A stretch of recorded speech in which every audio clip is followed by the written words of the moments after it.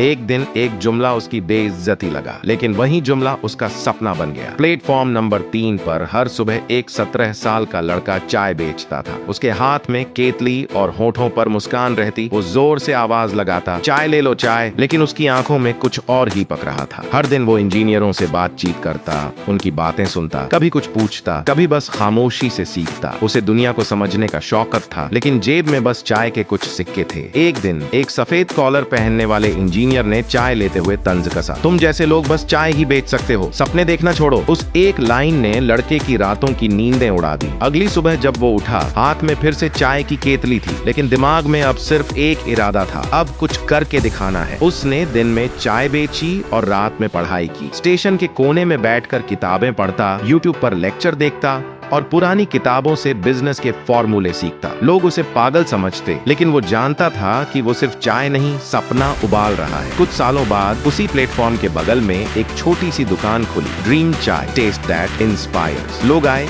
चाय पी, तस्वीरें ली और उसका बिजनेस चल निकला। फिर आया वो दिन जब वही इंजीनियर एक नई नौकरी के लिए इंटरव्यू देने आया, और इंटरव्यू लेने वाला कोई और नहीं, वही चाय वाला था। अब एक सफल बिजनेसमैन अपनी चाय ब्रांड की फ्रेंचाइजीज के साथ। वो मुस्कुराया और बोला, चाय तो आज भी है, लेकिन स्वाद अब बदल चुका है।